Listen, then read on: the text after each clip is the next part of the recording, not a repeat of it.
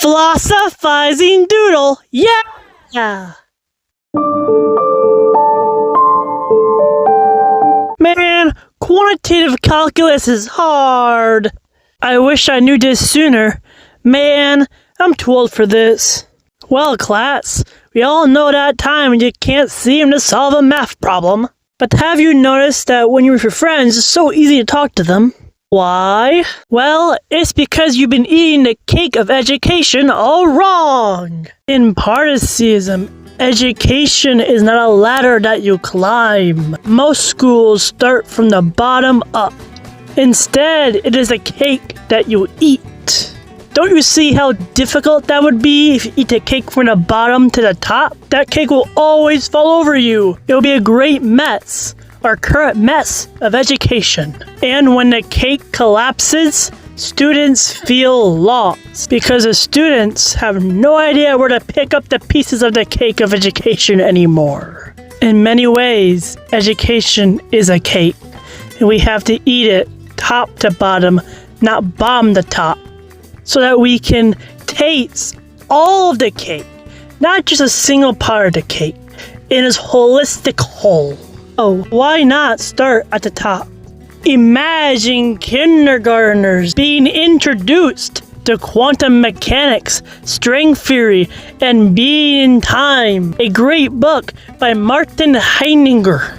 The students will get it right away, and that is the point. Learning is a process. You would not think that a person would eat a cake in one go. So why do you think the same for someone who is teaching themselves about something? Learning is not about authority. It is about engagement.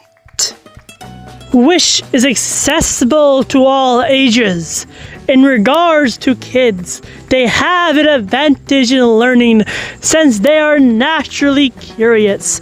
Kids innovate by interpreting knowledge in their own way, which authority tends to discourage in the name of the right answer.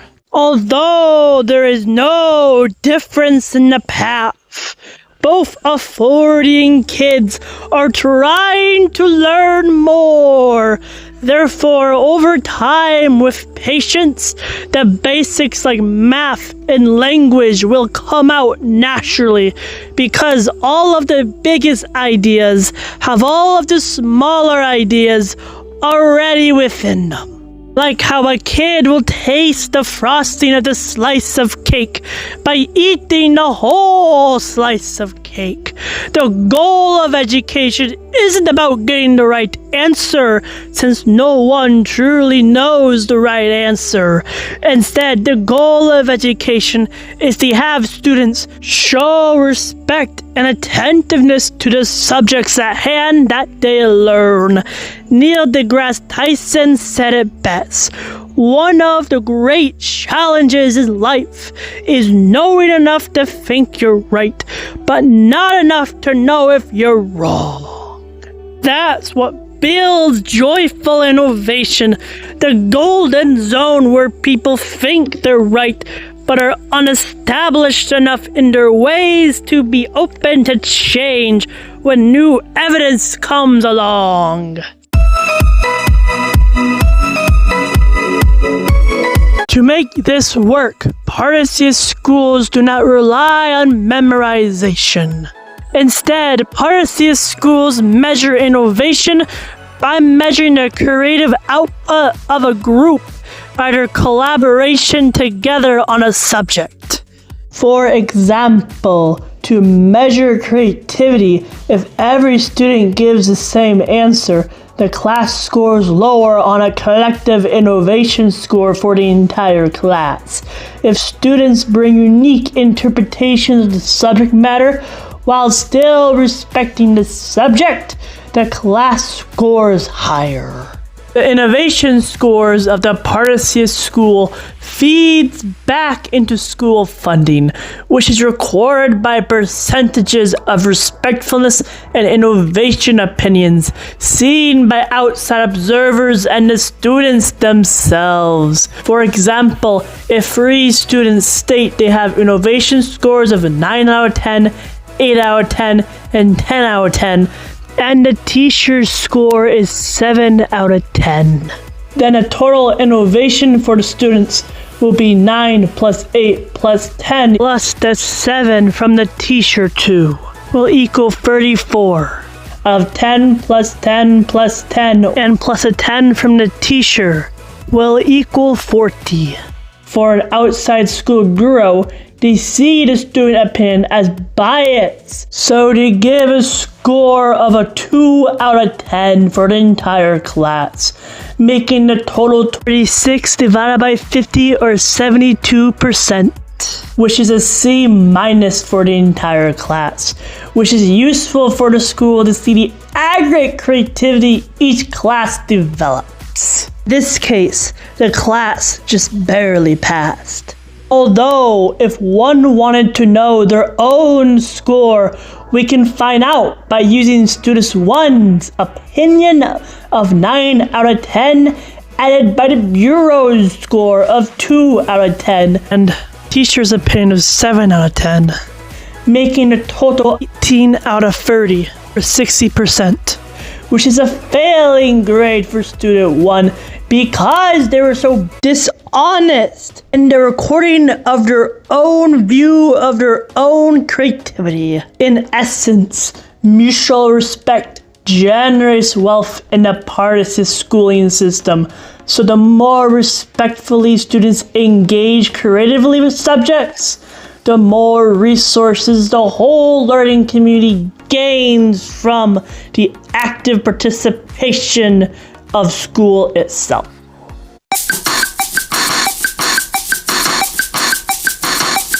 This same economic philosophy applies to healthcare. Partaceyist healthcare, called Partafare, is built on mutual respect, not money.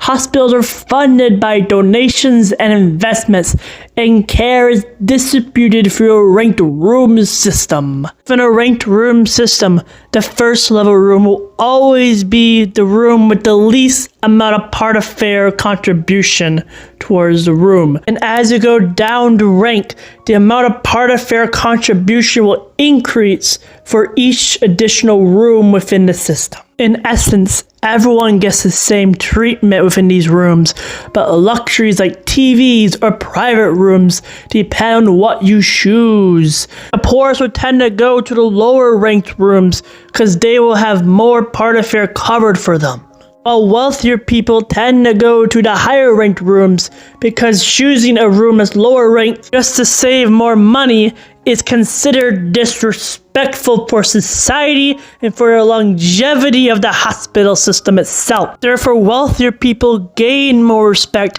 and gain more wealth by going to higher ranked rooms and paying more for their stay. Partafare is a system that eloquently manages healthcare costs via the innate mutual respectfulness that hospitals brings to their patients, which makes hospitals turn from the great liability of society to the great producer of society, making healthcare affordable once again. Partafare is also flexible. Hospitals can convert unused luxury rooms into affordable ones, so no one is left without care. Different ranked rooms can be changed in their rankedness based on the wealth of a patient. And because mutual respect generates wealth, every donation or act of kindness increases the collective rise, raising pay for doctors, nurses, and strengthening the community as a whole. Education and healthcare aren't about survival or memorization. They're about respect, innovation, and joy. So maybe it is time that we stop eating from the bottom of the cake, collapsing our very society, and start from the top like we should have done from the very beginning. That way we can all share in the sweetest part of knowledge together as one. That is all from Chapter 5 of the Partaceyist Statement. Thanks for watching. Like and subscribe.